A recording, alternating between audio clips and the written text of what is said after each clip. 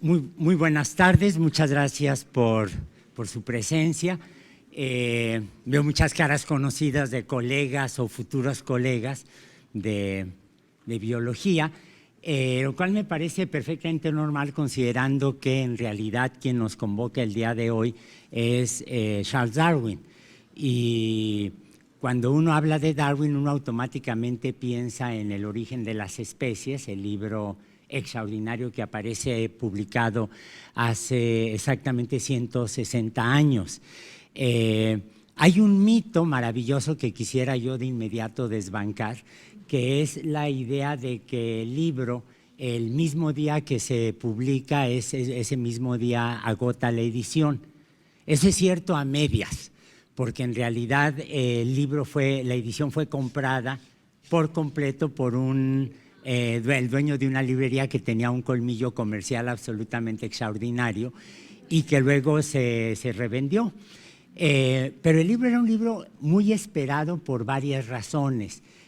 Cuando Darwin publica el libro tenía 50 años y el origen de las especies era una cuestión que ya flotaba en el ambiente desde mucho tiempo atrás, no solamente en el área de la biología, sino en el área de la agronomía. La gente se preguntaba sobre el origen de los humanos, pero sobre todo, y esto es lo primero que les quisiera yo decir, es que en realidad el pensamiento evolutivo se genera en disciplinas distintas a la biología mucho antes. Los primeros que hablan de evolución, en el sentido del cambio natural de un sistema en el tiempo, en realidad fueron los astrónomos. Si me permiten llamar a Kant, el filósofo, un astrónomo, que era un hombre con un rango de inquietudes intelectuales, científicas absolutamente deslumbrantes. Y Kant había leído las ideas de algunos astrónomos ingleses y se le ocurre proponer que el sistema solar, en lugar de tener una historia eterna como un grupo de cuerpos que giran en torno al Sol, en realidad es el resultado de la condensación de una nube de material interplanetario, de material interestelar, que al condensarse va a dar origen primero al Sol, un cuerpo muy masivo que se forma en el centro, y luego, Kant era un hombre extraordinariamente culto, conocía bien la matemática de la época y sabía que hay cantidades físicas que se tienen que preservar, y entonces él dice, bueno, el momento angular se tiene que preservar, esto va a hacer que se forme un disco alrededor de ese Sol primitivo y de ese disco se van a formar los planetas. La idea es extraordinariamente atractiva por muchas razones. Déjenme comenzar diciendo que para mí la más fascinante es el hecho que Newton nos deja una serie de ecuaciones, complementando el trabajo de Galileo, de Kepler, de Brahe, etcétera, que permiten describir el movimiento de los planetas con toda precisión. Tanta precisión que, si se dan cuenta, podemos mandar un satélite a Marte y sabemos exactamente qué día, a qué hora y de dónde lanzarlo para que llegue a Marte y aterrice sin ninguna dificultad. Ese es un triunfo de la matemática, es un triunfo de la física clásica. Pero las ecuaciones de Newton son simétricas respecto al tiempo. Me permiten describir el sistema planetario hoy en día, me permiten describir cómo era el sistema planetario en el pasado o cómo va a ser el sistema solar en el futuro, pero nada más, siempre como si fuera un mecanismo de relojería. Newton estaba convencido de que a veces los planetas se retrasaban o se adelantaban un poco y que allí era donde entraban los ángeles, que los ángeles lo que hacían es les daban un empujoncito para que esa especie de reloj cósmico siempre estuviera con un tic-tac permanente, con un tic-tac astronómico que no variaba. La gran revolución que representa el trabajo de Kant es que lo que él está diciendo es un sistema que tiene una evolución. Es un sistema que comienza sin planetas, sin Sol, que como resultado de las fuerzas físicas naturales se va a condensar, y se dan cuenta que a partir de ese momento reconocemos que el sistema solar tiene una historia, pero una historia además secular, porque Kant, cuando está describiendo esta idea en un libro espléndido, pequeñito, que es de muy fácil lectura, que pueden bajar de la red sin ninguna dificultad, va a decir: sé que habrá quienes objeten que lo que estoy diciendo contradice lo que las creencias religiosas afirman, pero no me preocupa, porque son terrenos distintos. Eso es algo que a veces se nos olvida. Pero quien va a reafirmar esto de una manera absolutamente maravillosa va a ser el Marqués de Laplace, que 10 años después de Kant, en 1796, Kant propone su idea en 1786, exactamente 10 años después, el Marqués de Laplace, en forma obsequiosa y no, con esta obsesión que algunos tienen por quedar bien con los gobernantes, le manda su libro a Napoleón I. Y Napoleón era un hombre brillante, Napoleón I era un hombre absolutamente extraordinario, una inteligencia que iba más allá de su inteligencia militar, venturosamente. Y Napoleón recibe el libro y delante de toda la corte imperial hojea el libro, se va al índice, se va a ver los nombres que hay y le dice al Marqués de Laplace: señor Marqués, su libro se llama Tratado de la Mecánica Celeste, y lo que no veo en este libro sobre el cielo es una mención a Dios. Y entonces el Marqués de Laplace responde de una manera que yo creo que nosotros deberíamos seguir utilizando, sobre todo ahora que hay este regreso subterráneo de una visión eclesiástica, religiosa, desde el presidente hasta los grupos creacionistas que se siguen desarrollando. Iba a decir que el presidente es un evangélico de closet, pero él mismo se ha dedicado a destruir su closet a hachazos, como todo mundo sabe. Pero lo que el Marqués de Laplace le dice a Napoleón ante su pregunta, le dice: Majestad, Dios es una hipótesis que no he necesitado para escribir mi libro. Y se dan cuenta que esta es una frase que nos debe provocar estremecimientos epistemológicos absolutos, porque está hablando claramente de la separación que debe existir entre una discusión secular de la naturaleza, mientras que los religiosos pueden creer o no que Dios hizo así el universo, pueden creer o no que Dios provocó la condensación de una nebulosa solar, pueden creer o no que atrás de las leyes físicas hay un diseño divino, pero lo que es muy claro es que Dios es un término que no voy a necesitar nunca para tratar de escribir o de describir lo que está pasando en la naturaleza. En ese momento es cuando está uno viendo no solamente la introducción de la idea de la evolución en nuestra descripción de la naturaleza, sino también es el momento en el que estamos viendo esta separación absolutamente clara que los pensadores más religiosos más refinados en el catolicismo, en el protestantismo, en la religión judía, en algunos sectores del Islam utilizan sin ninguna dificultad. Dios es una hipótesis que no necesito para explicar el origen del sistema solar. Bueno, uno se podría quedar entonces pensando en que de alguna forma Darwin es descendiente de esta idea, y lo es junto con muchos más. Pero también es importante hacer notar que hubo otros antecedentes que Darwin tuvo.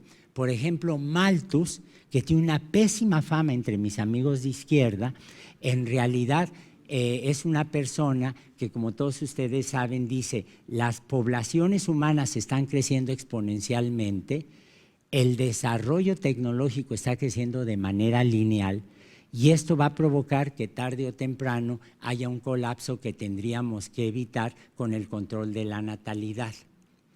Esto ha sido extraordinariamente criticado por mucha gente de izquierda, de buena fe, yo creo en algún momento, porque piensan que se están imponiendo restricciones al desarrollo de los pueblos. Y se habla de las políticas del Fondo Monetario Internacional o del Banco Mundial para estar interviniendo sobre el futuro de los pueblos. Y esto se puso muy de moda. Algunos de los que estamos aquí nos habrán tocado las expresiones de hace 20, 25 años, cuando a la izquierda le gustaba cantar canciones que decían a parir madres latinas, a parir más guerrilleros, hasta que las mujeres decíamos, y si decían, y si no queremos parir, ¿por qué tenemos que parir guerrilleros o no? Tiene que haber libertad. Pero aquí el problema también es una interpretación incorrecta de Malthus, por dos sentidos. En primer lugar, Malthus era un hombre de sentimientos religiosos muy profundos y estaba muy consternado por la situación de pobreza que había en muchos sectores, en Inglaterra entre otras. Y él pensaba que una manera de ayudar a los pobres era precisamente evitando que las familias crecieran mucho. Él pensaba que de esta manera se iba a evitar el sufrimiento infantil, porque los que hayan leído las obras de Charles Dickens, por ejemplo, recordarán que a los niños iban a dar a la cárcel o iban a dar a las fábricas o iban a dar a las minas para trabajar para compensar las deudas de los padres, las deudas de los progenitores. Entonces Malthus esto le parece un horror y dice, bueno, una manera de evitar esta situación de explotación es no tener niños, claramente. Pero resulta que además Malthus se equivocó. Cuando uno revisa el tratado sobre la población de Malthus, uno descubre que en primer lugar él está hablando de la evolución de la tecnología y está hablando de la evolución de las sociedades. Otra vez la idea de que las cosas cambian en el tiempo.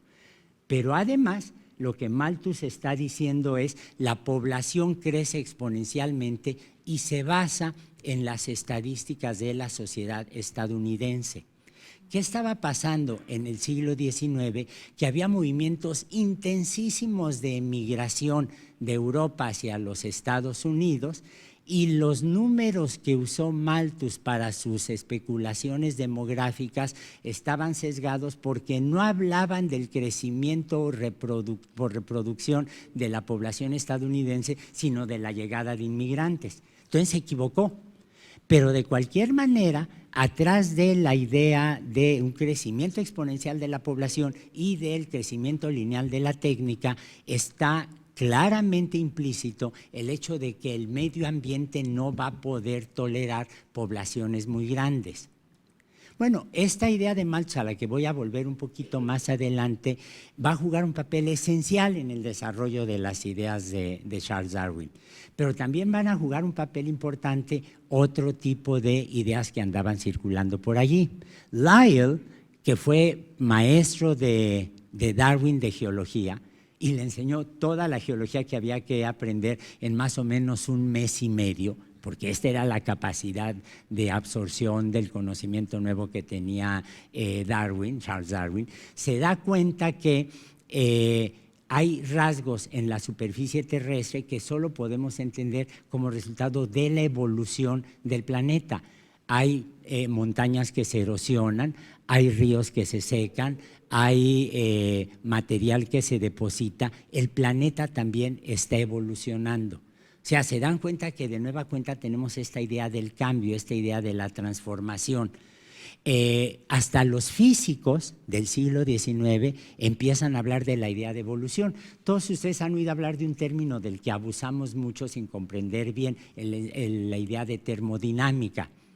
Y resulta que dos físicos, Thomson y un físico francés que ahora se me escapa el nombre, dicen, si yo pongo un pedazo del universo adentro de un sistema aislado, lo que va a ocurrir es que en ese sistema aislado que no intercambie materia y energía, lo que va a ocurrir es que va a aumentar el desorden, aumenta la entropía como medida del orden, es decir, tengo evolución de un sistema físico.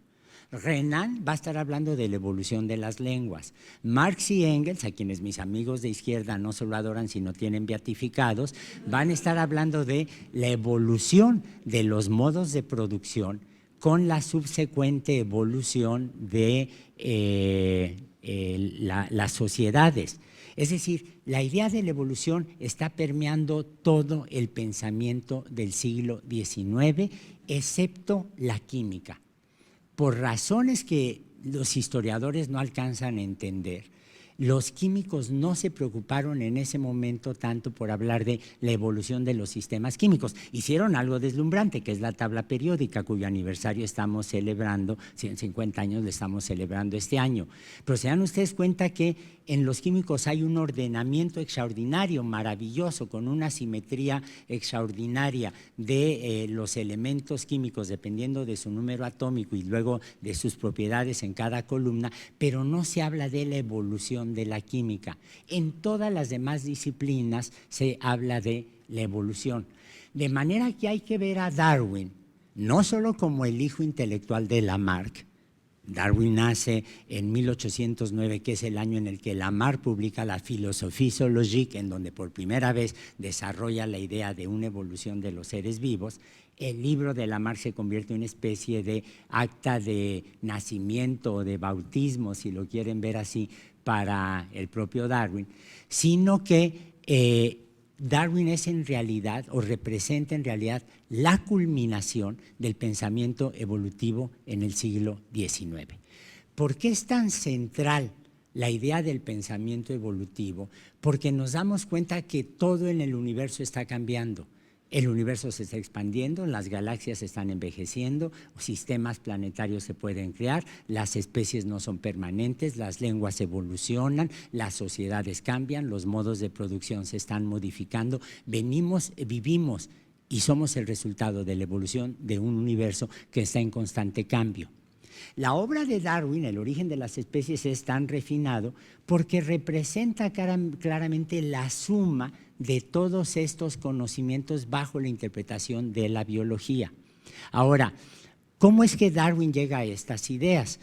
¿Cómo es que llega al origen de las especies? Bueno, primero hay que decir que Darwin venía de una familia de médicos extraordinariamente distinguidos. El abuelo era muy distinguido, era un gran médico muy distinguido, era poeta, era un médico extraordinario. Se le ocurre aplicar descargas eléctricas para tratar de resolver algunas enfermedades. Tiene una visión de la medicina completamente ilustrada en el sentido de la Ilustración francesa, y de manera natural, muchos de sus descendientes también estudiaron medicina.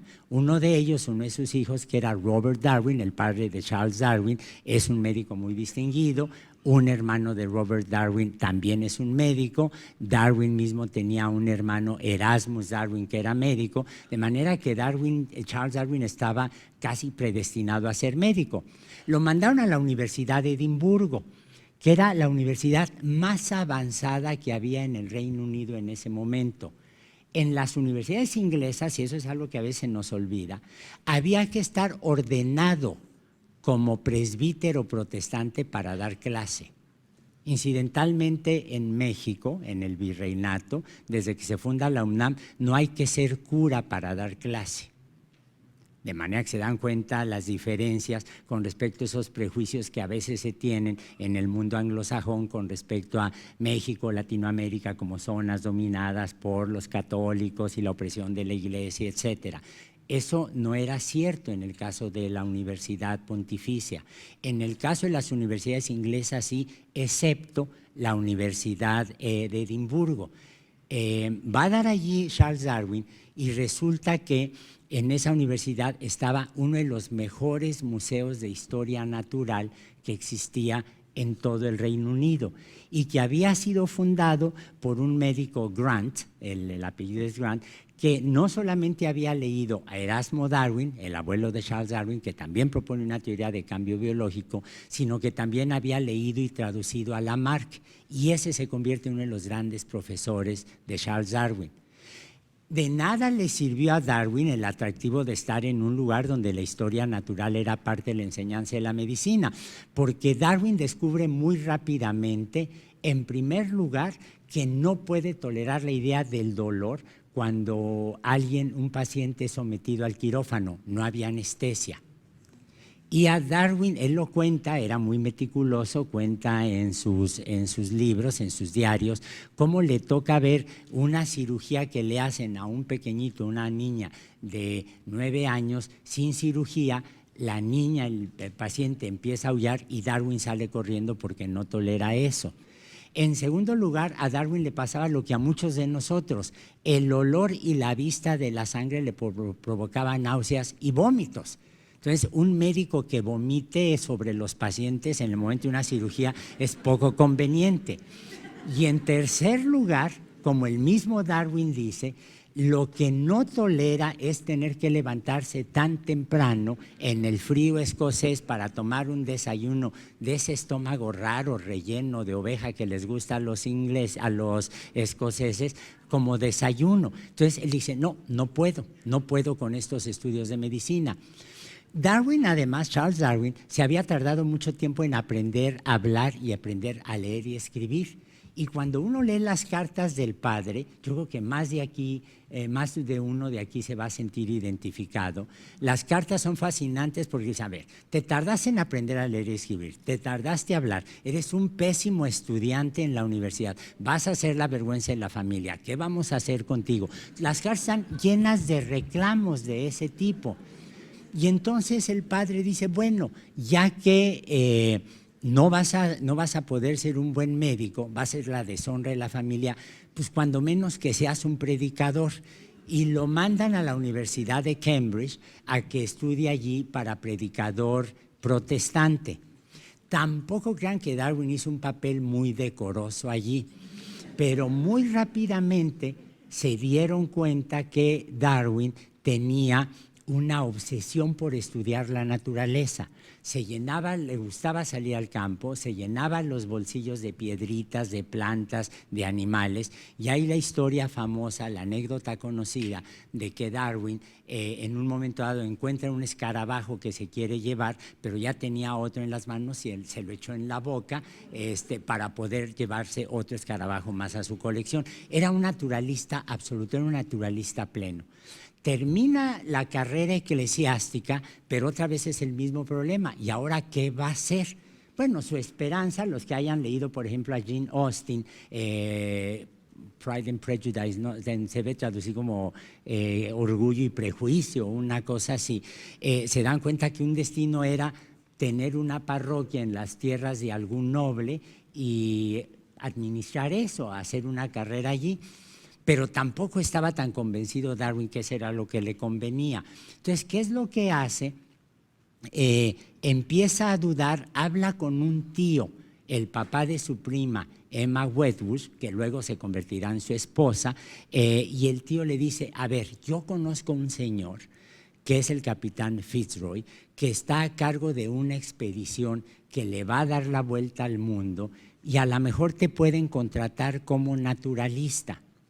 Se acerca el tío, establece la conexión, Darwin va a ver al capitán Fitzroy y el capitán Fitzroy creía en la frenología. La frenología es esa pseudodisciplina que consiste en fijarse en las formas de la cara, en la proporción entre el largo de la nariz y la circunferencia del cráneo, algo así, para ver si hay alguna conducta patológica. Y los textos del capitán Fitzroy cuando conoce a Charles Darwin son fascinantes porque dice, no me convence, tiene una nariz muy sospechosa. Así lo dice. No crean ustedes que el capitán Fitzroy era un hombre ignorante. Fíjense que todos hablamos, por ejemplo, todavía de cúmulos y cirrus y unas clasificaciones de nubes que proviene del capitán Fitzroy. Es el fundador de la meteorología moderna, era un hombre que tenía una visión, una obsesión por las ciencias naturales enormes. Entonces, él dice, de acuerdo, que Darwin venga, que el joven Darwin, que tenía unos cuantos años, 21 años, 22 años apenas y los cumplía, que se venga, que se embarque conmigo, pero no como asalariado del gobierno inglés ni de la marina, sino que Darwin entra, como él mismo escribe, porque tiene private purse, tiene una cartera privada, una billetera privada. La familia era lo suficientemente pudiente para pagar sus gastos. ¿Por qué se embarca Darwin con el capitán Fitzroy, porque el capitán Fitzroy descendía de un bastardo de uno de los reyes ingleses, tenía título y por lo tanto tenía que sentar a su mesa solo a alguien que fuera su igual social. Y Darwin, aunque venía de una familia sin título nobiliario, venía de una familia muy distinguida, tenía dinero y literalmente el papá le paga el viaje a Darwin.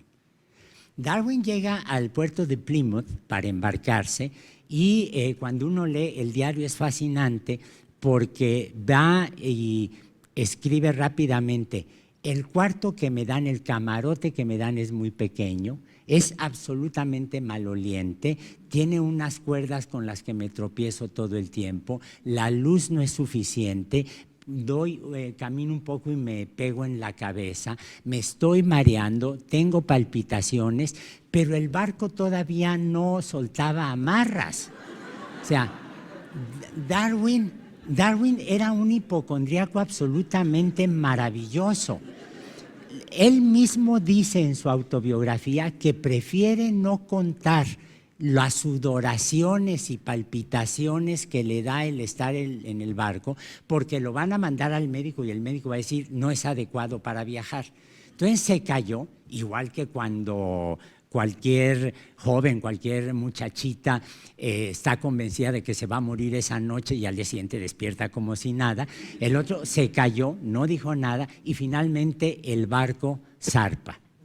El barco zarpa y leyendo, porque esto es algo que vale la pena, los pueden bajar de la red sin ninguna dificultad. Leyendo los diarios del capitán Fitzroy, el capitán dice literalmente: vamos camino a las Canarias y me dan ganas de aventar por la borda al joven Darwin. No se aguantaban. Eso es algo muy importante, pero además al mismo tiempo los compañeros de la nave, los marineros, rápidamente bautizan a Charles Darwin como Filos por filósofo, porque siempre andaba con una Biblia, siempre. Él leía la Biblia, le estudiaba, etcétera, pero resulta que el capitán Fitzroy, que era un hombre culto, había comprado la enciclopedia británica que iba también en el camarote. El Beagle era una especie de biblioteca flotante, de manera que Charles Darwin podía encerrarse, tratar de controlar el deseo del vómito, tratar de controlar las náuseas y dedicarse a leer durante todo el tiempo y a ganarse el respeto por su actitud afable, cordial, nada arrogante con los marineros de la nave. Llegaron a las Islas Canarias y querían desembarcar, pero había una epidemia de viruela. Entonces los ponen en cuarentena y Darwin le pasa lo mismo que a Moisés, que solo vio la tierra prometida a distancia, solo pudo ver las Canarias a una cierta distancia. Finalmente llegan a tierra firme y aquí es algo que siempre me gusta a mí contar. El viaje del Beagle duró 5 años. Pero si uno calcula, y es muy fácil hacerlo viendo los diarios de navegación de Charles Darwin, resulta que él estuvo a bordo solamente 1 año y medio, porque en cuanto llegaba a tierra firme se bajaba, iba a recoger muestras, iba a estudiar fósiles, iba a recoger plantas, iba a cazar pájaros, para de esta manera evitar estar en el barco el mayor tiempo posible. No toleraba el mar. Le escribe a uno de sus primos que era, ese sí, un predicador, uno de sus primos que se apellidaban Darwin Fox, le dice: solo alguien como tú, que tiene la suerte de contemplar el mar desde la orilla, desconoce la tortura pavorosa que es estar sujetos al movimiento de un barco, que es un juguete en manos del océano. O sea, Darwin, que es uno de los viajeros más famosos de la historia, no toleraba estar a bordo del barco. Llegan finalmente a San Cristóbal, en las Galápagos, después de haber recorrido Brasil, que lo deslumbra. Las descripciones que hace Darwin de la costa brasileña, de la selva, demuestran una capacidad de comunicación muy precisa, pero que raya en una descripción poética. Llegan a Argentina, llega a Chile. En Chile le toca atestiguar un temblor, cosa que para un inglés es una experiencia absolutamente desaforada porque no puede comparar con nada. pero rápidamente dice, las fuerzas geológicas pueden provocar cambios que ni siquiera uno se puede imaginar también en la evolución de la vida. Y ese temblor provoca que se derrumbe, haya la caída de unas rocas y quedan expuestos fósiles. Y entonces Darwin se da cuenta que los fósiles que están en Chile se parecen a los organismos vivientes que están en Chile. Darwin luego llega a Perú y en Perú se enamora de lo que él llama The Beautiful Señoritas, porque en la época las señoritas de clase alta, las mujeres de clase alta peruanas, salían al mercado, salían de visita, salían a la iglesia y se cubrían así con un pudor medio musulmán, parte del rostro, solo para dejar ver los ojos. Y Darwin se queda fascinado de los ojos de las latinoamericanas. Uno ve las descripciones y se da cuenta que era un muchacho de 23 años que se enamora de cuanta morena ve pasar por las calles de las ciudades peruanas y que está diciendo, es que estas mujeres son extraordinarias. Y allí nota uno que Darwin adoptó una serie de formas de escribir que son claramente del español. En inglés ustedes saben que cuando uno escribe una interrogación se pone solamente la interrogación, el signo de interrogación al final. Y en español ponemos un signo de interrogación de apertura y un signo de interrogación cerrando la pregunta.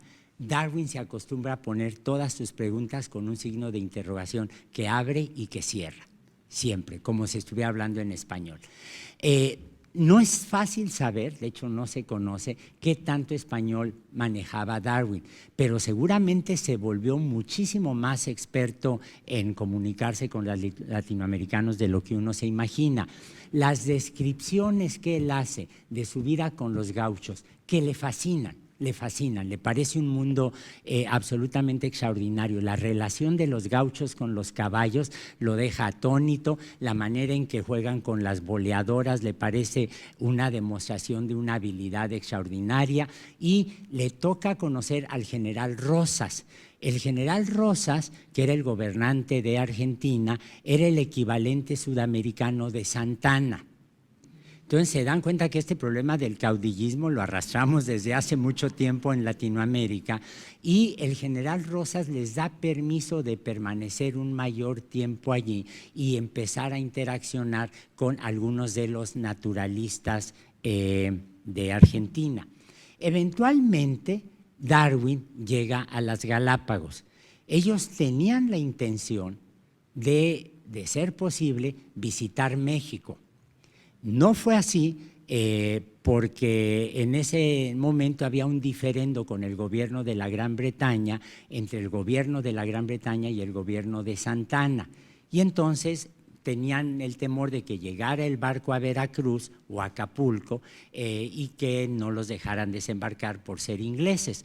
Se frustró allí la visita de Darwin a México, después vamos a ver un poco más adelante cómo llega a México si no Darwin, cuando menos sus ideas, llega a las Galápagos y decide desembarcar, deciden atracar en una bahía pequeña que está en la isla de San Cristóbal. Decir que Darwin desembarcó es ser generosos, se cayó, o sea, iba a dar un brinco para desembarcar, se le atoró el pie, se cayó y fue a dar de cabeza directamente sobre las playas de las Galápagos. Bueno, al Papa Juan Pablo II, no me acuerdo, un papa polaco, le gustaba llegar a cualquier lugar y besar el suelo. Darwin lo besó completo. En las Galápagos está relativamente poco tiempo, se empieza a fascinar con la fauna de las Galápagos y es absolutamente extraordinario comparar lo que dice Darwin de las tortugas. Son unos gigantes enormes que vienen de hace muchos años, que tienen conductas excepcionales, que se mueven con lentitud, que deben tener un metabolismo más lento del que uno se imagina, que han estado con una distribución tal, esto se lo dice el gobernador de una de las islas, que ha permitido que se separen las poblaciones en las distintas islas y que de hecho aquí empezamos a ver diferencias, y ahí para Darwin en el momento de la separación geográfica puede implicar una separación de las especies, pero uno compara las descripciones de Darwin de las tortugas, las descripciones que Darwin hace de los pingüinos, con los que va a ser en un tiempo distinto Herman Melville, el autor de una de las grandes novelas que todos ustedes conocen, que es Moby Dick. Melville tiene un texto, un cuento magnífico, corto, que pueden bajar también de la red. Ya sé que debería sugerirles, vayan a comprarlos al puesto de no sé qué, pero si no pueden, bájenlo de la red. Y Melville, por ejemplo, habla de las tortugas como los restos obscenos de un coliseo romano que se mueven con una lentitud proveniendo de una noche oscura de los tiempos sin ninguna inteligencia. Y dice que los pingüinos ni saben nadar, ni saben volar, y están recluidos en una isla como si fuera un lugar en donde la naturaleza los escondió por vergüenza. Entonces, es fascinante. Bueno, si uno fuera ave y estuviera vestido de smoking, probablemente le daría vergüenza, pero se dan ustedes cuenta que es fascinante la comparación de dos hombres brillantes, con una capacidad de observación extraordinaria, pero la diferencia entre alguien que tenga una mentalidad científica y quien tiene una mentalidad literaria, que están observando exactamente lo mismo, pero lo hacen con descripciones completamente distintas. Uno trata de ser lo más objetivo posible, y ahí está en buena medida el valor de una aproximación científica que un investigador va a tener. El otro tiene una visión absolutamente subjetiva que también es estremecedora por la precisión de sus sentimientos. Después de las Galápagos, bueno, les fue medio mal porque tenían que atravesar el Cabo de Buena Esperanza, atravesar los cabos para Darwin siempre fue una pesadilla. Llega a Inglaterra, y cuando llega a Inglaterra, él había estado teniendo una correspondencia todo el tiempo con la familia, con sus colegas, enviando ejemplares. El sistema de correos era maravilloso, y Darwin se da cuenta que él no puede entender lo que son los pinzones, no los puede identificar. Y fue a hablar con un naturalista del Museo Británico, al que le estaba enviando todo el tiempo los ejemplares, y este naturalista le ayuda a clasificar los pinzones en distintas especies, y Darwin se da cuenta que están evolucionando, claramente están evolucionando. Darwin llega y se convierte, ya cuando llega es un naturalista muy joven de enorme prestigio, y entonces viene la siguiente decisión importante, es ¿qué piensa hacer con su vida? Bueno, Darwin era muy meticuloso, y tenemos las hojas que escribe, en donde él toma una hoja de papel, 2 veces lo hace, la divide a la mitad, y de un lado pone me caso y del otro no me caso. Entonces da un listado y dice, bueno, si no me caso, entonces voy a comprar unos perros, voy a estudiar geología y voy a ir a México. Pero decide casarse con su prima. Él había tenido una novia que se llamaba Fanny. Voy a hacer la traducción aproximada al español. Charles Darwin la describe como algo así como la pachoncita más adorable que existe en el condado de Shrewsbury. O sea, los mexicanos llamamos una gordita, una pachoncita, en fin. Él hace exactamente lo mismo. Darwin llega a Londres, se instala, y Darwin desarrolla una tendencia que es fascinante. No quiero hacer psicoanálisis barato porque no creo en el psicoanálisis, pero Darwin siempre llegaba tarde a todos lados, a todos lados. Hay cosas que podemos entender. Llegó tarde al funeral de su hija, llegó tarde al funeral de su padre, llegó tarde al funeral de un primo, llegó tarde a su boda. El banquete de bodas, como él mismo dice, fue al final ir en un carruaje comiendo sándwiches y tés junto con Emma, su prima, Wedgwood, que ya era pariente de su esposa, pero como que a Darwin no le gustaban, en eso rompía con la imagen que uno puede tener de un inglés, nunca llegaba a tiempo. tenía temor a los compromisos, tenía temor a la rigidez del horario, es algo que no lo podemos saber ni vale la pena especular, pero ciertamente eso no iba en contradicción con su espíritu tan metódico. Darwin se casa con su prima, la conocía muy bien, y la suerte que tuvo fue extraordinaria, porque Emma Darwin, que siempre aparece como una figura totalmente secundaria en la biografía de Darwin, era una mujer brillantísima. Hablaba francés, hablaba italiano, tenía conexiones directas con un tío italiano que era un noble anarquista de a de veras, ¿no? Así, seguidor de las ideas de Garibaldi y demás. Había tomado clases de piano con Chopin.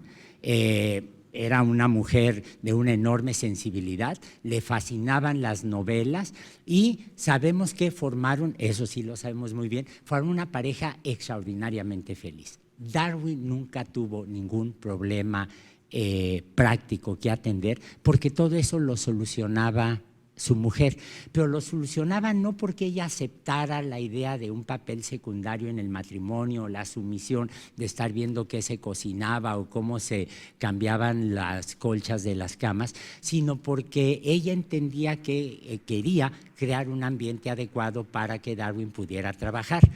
Pero la creación de ese ambiente adecuado era absolutamente extraordinario, no solo en lo práctico, sino también en lo intelectual. A Darwin le preocupa el problema del ojo, cómo evolucionan los ojos. Y entonces Charles Darwin dice, a ver, no puedo imaginar que aparezca un ojo completo, pero tampoco puedo imaginar que aparezca una retina por allí, un párpado por allí, un globo ocular por otro lado. Y entonces él escribe en el manuscrito de El origen de las especies, el ojo con toda su extraordinaria morfología y propiedades tiene que ser el resultado de un proceso gradual de evolución. Escribe eso y lo deja sobre el piano que habían comprado vendiendo algunas porcelanas que habían heredado del abuelo Joshua Wedgwood, que forma una fábrica de porcelanas extraordinariamente exitosa.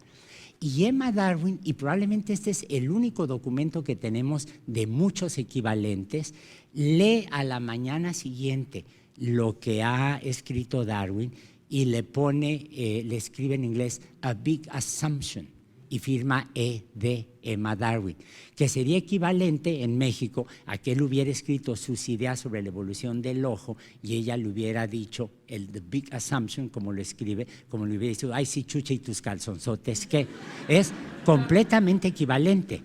Entonces, en realidad, ¿cuál es la gran moraleja que nos deja el libro de Darwin? Es una obra absolutamente extraordinaria, que escribe bajo una presión tremenda, dotado de una capacidad de síntesis absolutamente deslumbrante, con una visión de cómo interaccionan distintas disciplinas, en donde él es el mejor crítico de sí mismo y que claramente tuvo el apoyo de su mujer, aunque nos queden muy pocas pruebas de eso. Bueno, Darwin publica el libro y luego se queda asustado. Se queda asustado porque se pregunta cuál va a ser la reacción de la sociedad ante ellos. Y para mostrarles un poco esa unión tan extraordinaria que tuvo con su mujer, hay una carta que alguna vez pude ver en directo gracias a un amigo que montó la exposición hace exactamente 10 años en el Museo de Historia Natural de Nueva York, en la exposición que celebraba un bicentenario de Darwin, y la carta está doblada muchísimas veces y resulta que Darwin siempre la traía en su chaleco y la carta tiene gotas de lágrimas porque Darwin dice, guarda en esa carta la misiva que le envía a Emma, donde le dice, lo único que me preocupa es que si tus puntos de vista son correctos y la naturaleza no es una obra de Dios, tal vez estemos separados en la eternidad. Y entonces Darwin anota en esa carta una frase que dice, algún día verás tú que las veces que he llorado sobre esta carta, porque no toleraría la idea de estar lejos de ti. Se dan cuenta que Darwin tuvo una suerte enorme en tener una compañera absolutamente brillante, que no es que le organizara la casa, le ayuda a organizar sus pensamientos. Claramente ella era una persona que fue lectora de las obras, de la obra, que le ayudó enormemente y que generó un ambiente sin el cual Darwin no hubiera podido producir sus ideas. Darwin publica el libro y en el párrafo final de la primera edición dice: esta diversidad tan extraordinaria que viene de una forma de vida muy simple a la cual un espíritu creador le insufló la energía vital, el alma, al principio.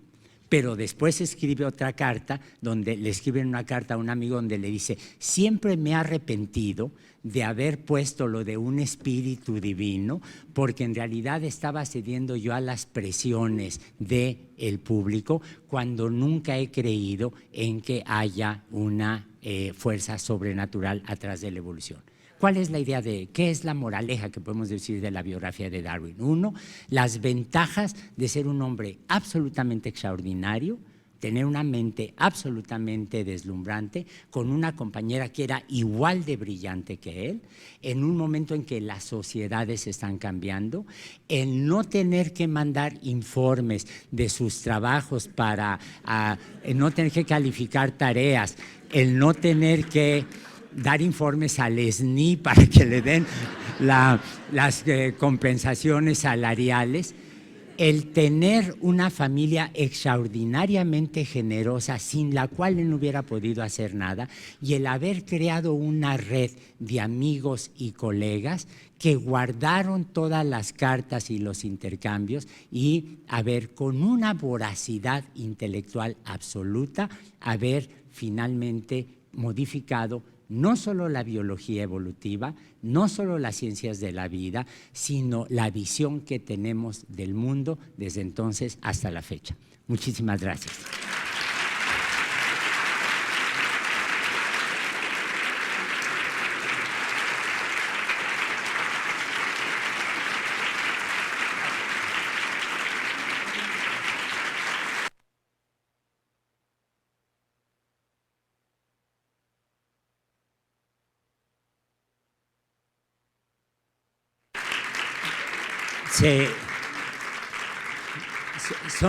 Son de veras muy generosos, muchas gracias. Debí haber comenzado dándole las gracias a los organizadores de la Feria Internacional del Libro de Guadalajara. Debí haber dicho lo que me impresionó desde un principio: el extraordinario discurso de inauguración del gobernador de Jalisco cuando comienza este acto. No soy muy dado a alabar a los políticos, pero ese discurso merece ser recordado, repetido, leído, analizado.